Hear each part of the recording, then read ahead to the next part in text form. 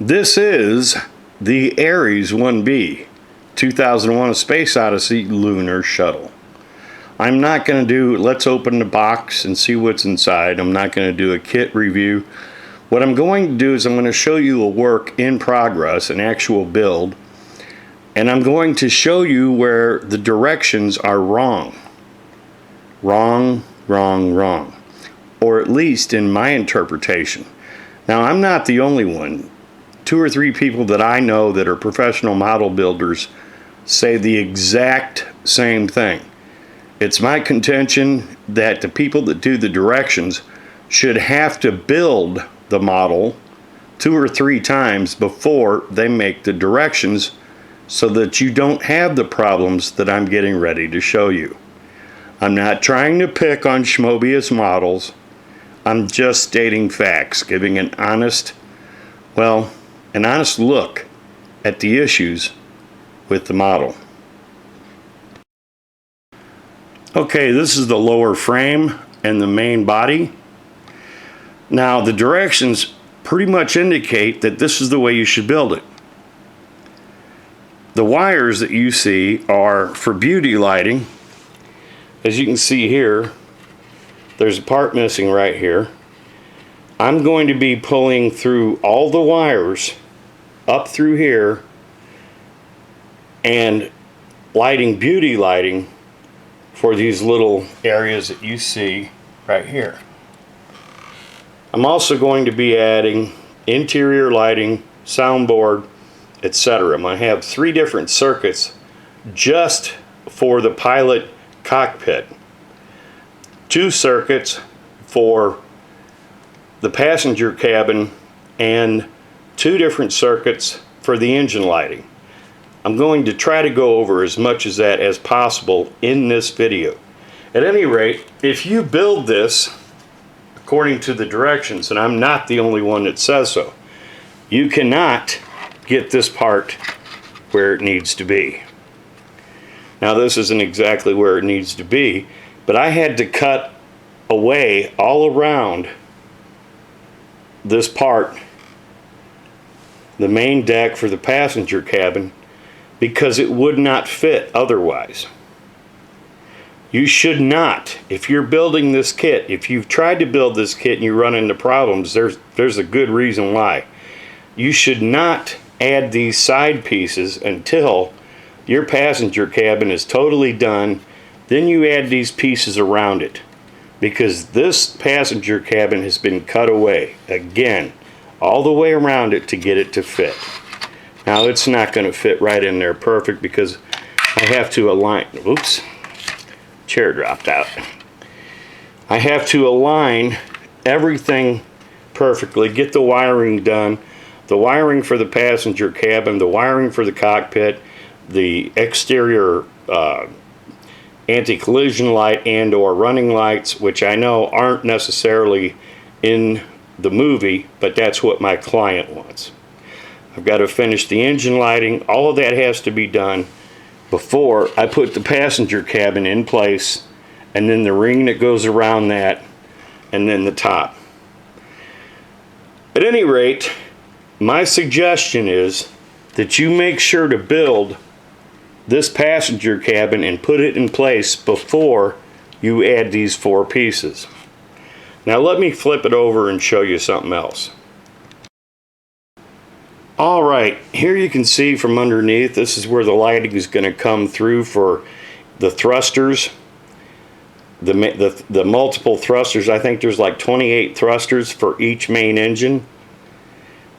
And I wanted to make sure to point out, it shows in the directions that you can make these legs collapsible and shift them so that they look like they're pulled up underneath in flight. Now, that's true, you can do that, but you cannot show both. In other words, you can't have them in flight and then shift everything to make it stand, because it will not support its own weight. These legs will collapse. 1 or more of these legs will kick out because there's too much slop in the joints. And I know, again, I'm not the only one that has had to deal with this.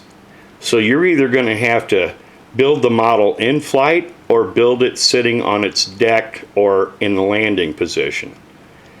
I'm sorry, it's just not set up to where the legs are strong enough to hold the weight without super gluing them in place, because one or more of the legs will kick out. That's a fact. Okay, I wanted to show a couple other things about this build. As you can see, this here does not match. It doesn't match because I need to do a wash on it. I had to go over this part at least 3 times to get rid of all the seams, and I'm still going to have to work it just a little bit more, then shoot it with flat white and do a wash so it matches the rest of the ship. You know, I want it to be that kind of dirty, dull gray with black highlights like the rest of the ship, the rest of the model. Now, let me put this cigarette down. This is one of the engines. As you see here, even though all the holes are drilled through, I have to go through and drill and core out these holes and then go through with fiber optics and run the fiber optics from behind up into this part and into each one of these nozzles. Now, I don't know why, but they made this part clear, which doesn't make any sense to me, because you have to drill through and run fiber optics to do it right. Now, on this one, which has the fiber optics, I still have to go over, even though I shot this part here with about 3 different coats of flat black, it still has light leaks. So once I get this into position and the other 3 engines, I'm going to have to go over with a detail brush and do some dry brushing to get rid of any of the light leaks. But I suppose it'll be worth it in the end. Let me show you this with a flashlight underneath it. So this is what it's going to look like, minus the light leaks, when I get it all lit up.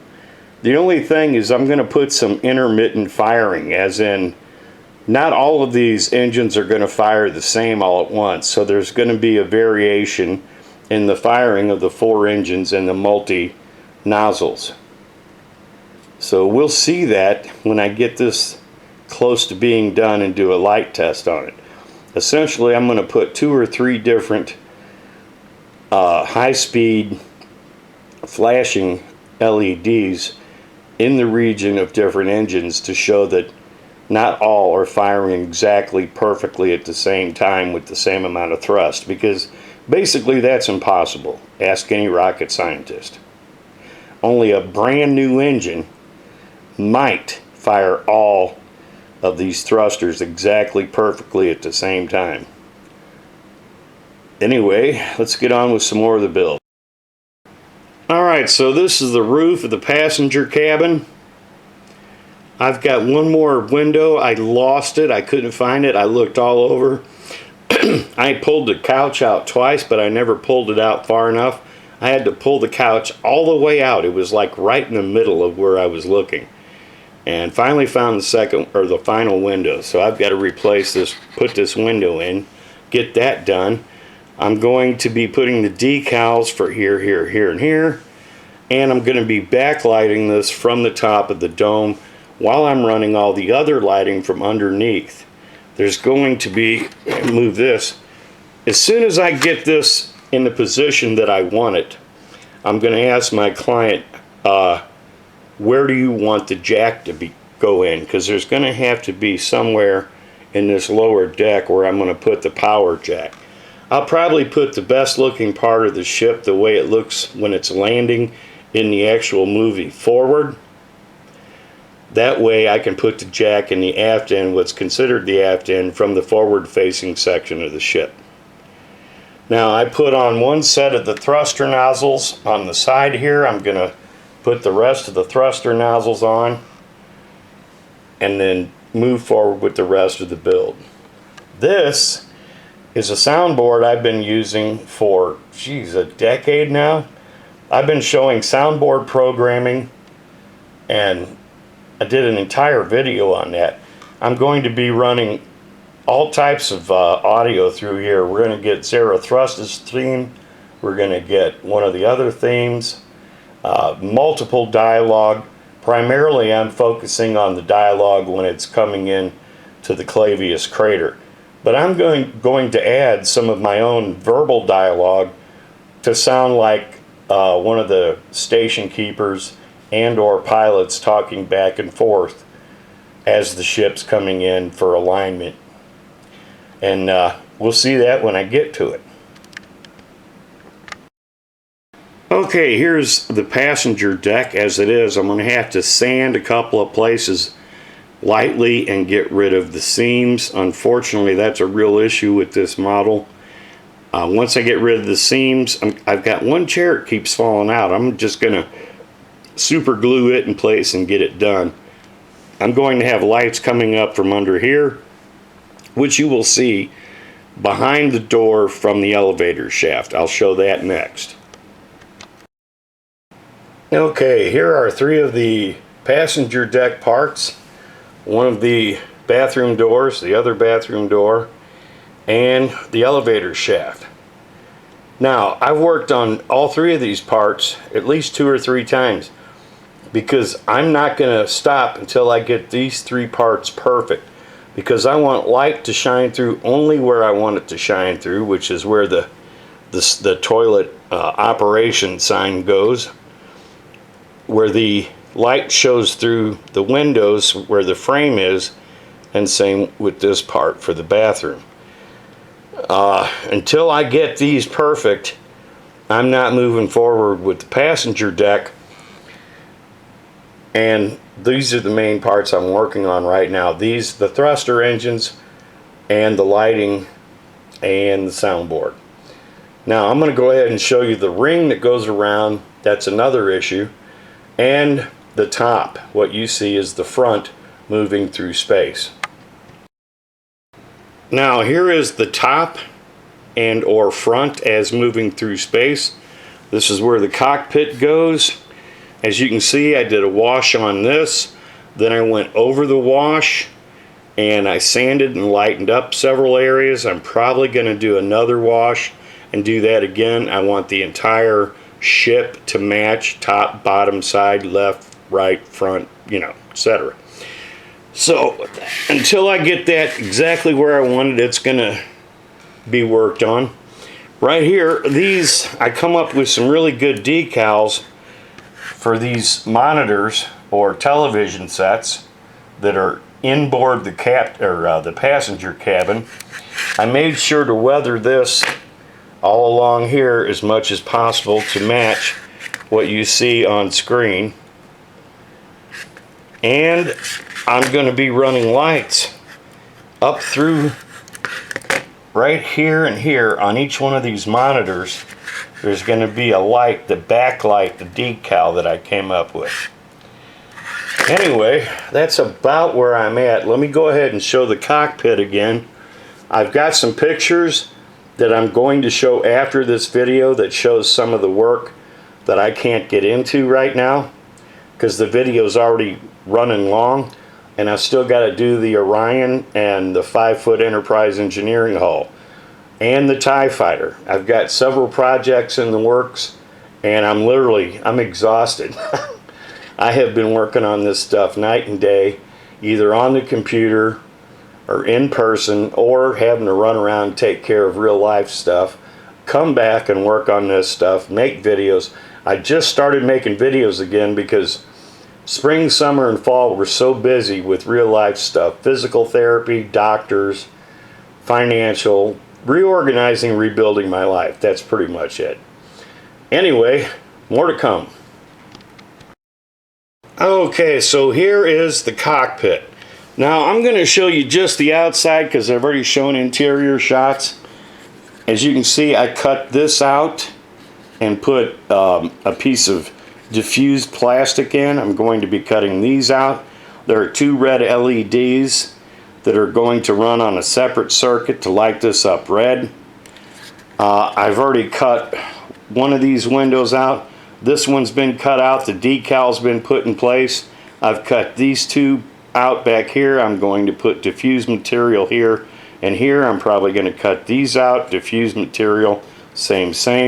I'm going to go back over the screen captures, which I've shown a dozen times. I want to make sure this is perfect. I owe this guy a lot of work, and he's hung tough with me through thick and through thin, and I sincerely appreciate him. And I'm not just going to say it, I'm going to prove it in the work.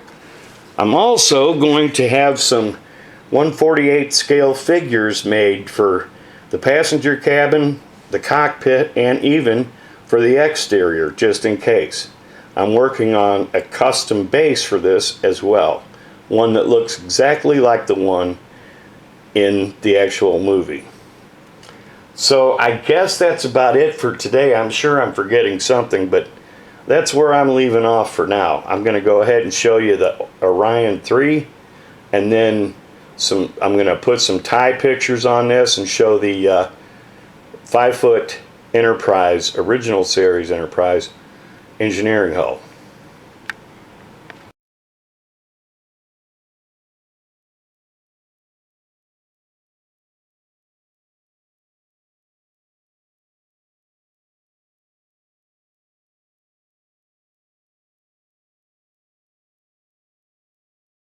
Alrighty then, here is the Orion III, the shuttle from 2001: A Space Odyssey. I wanted to show you a couple of things. As you can see here, what I've done here is I've shot all these parts with flat black primer and then gloss white. For now I'm going to need gloss white because I have to decal it before I start detailing it. Now, the decals that come with this kit are woefully insufficient, because I'm sure that they sold out to one of these garage kit guys to make brass etch and decals for $39.95, $59, $100, $120, whatever. I'm not going that route. If I have to make my own brass, I'll make my own brass, and I'll show you how to do it like before. At any rate, I'm going to be using these hard pastels, chalk and charcoal, and soft pastels to detail this ship, as well as the Ares 1B and the 5-foot Enterprise. So, as you can see here, now it's not perfect because there's a little white spot there. I'm going to be drilling out holes because I'm going to be adding lighting for the engines. That means I'm going to need a longer bit, a much longer bit, like the one they use in a drill press. So I have to buy that to drill these holes out because it won't get in deep enough. My drill, my little cordless drill, won't get in deep enough to drill the holes out without scarring up the model, because of the chuck rubbing on areas of the ship that I'm trying to build. At any rate, I've masked all this off. I've shot it with, I've opaqued it, I've shot it with primer, and I've shot it with gloss white. Now I'm going to sand every bit of this lightly. I'm going to be using cob lighting to light this, and I'll show that in another video. I just don't have time for this. I will be using these pastels, chalk and charcoal, etc. And I'm working on the interior. I'm going to go ahead and remove all this and show you the work that I've been doing on the interior and explain the colors and what I'm using and why I'm using it. Alright, so here are the interior parts. I'm going to be separating. I've shot all these with flat black and then with primer. I'm going to be separating all these parts out into different flats because some of them are going to be masked and shot with different colors. For instance, this section here, I'm going to shoot this. I'm going to mask all this off, shoot this with a light gray, which is actually in the video. I'm going to shoot these window sections with light gray, then with white, So I'm going to have to mask this 2 more times. Then I'm going to scrape where the seats secure and glue to the actual base or bottom platform flat where the seats go. Additionally, I'm going to be printing up some little figures, is the same with the Aries 1B. I'm going to come up with at least the pilot and co-pilot, 1 stewardess, and Haywood Floyd. So these will all be printed in 8K resin, super high resolution, or at least high resolution for today. Everything changes. I've been printing since 2007, and everything changes. Everything keeps getting more and more precise, cheaper and cheaper all the time. And just remember, I was one of the first few people that, besides showing paper to plastic, showed that you could use engineering processes to create accurate models without charging somebody an arm and a leg. We'll see more of that in the future. At any rate, this is going to be lit. I'm not going to go with the soundboard for this. I was going to do a diorama, but the ship is just too big. I don't have the space or time for it. We will see more of this. Let's have a look at the 5-foot Enterprise, original series Enterprise engineering hull. Alrighty then, here's the 5-foot engineering hull for the 5-foot original series Enterprise. Oh my. Look at that. That's my watch, and that's a DVD case for War of the Worlds sitting next to it. It is frackin' massive. I can't wait to show the professionals how to build an original series Enterprise that's accurate to the actual production version without all of the restoration flaws, the flaws that were in the recent and previous restorations. I just find it amazing that the people that know everything didn't know enough to get the colors and the details right. At any rate, there it is. Now let's have a look at the studio scale TIE Fighter parts that just came in, and then we'll put an end to this video. Alrighty then, there is the detail parts for the interior cockpit section of the studio scale TIE Fighter. Now I had to do a couple of different figures to double check size and scale. This is the original figure. This is the new figure. This is the front dash. This is the back section, the chair, the yoke, the steering handles, or whatever the parts that go with the yoke. These are some fine details. And again, the original figure and this figure.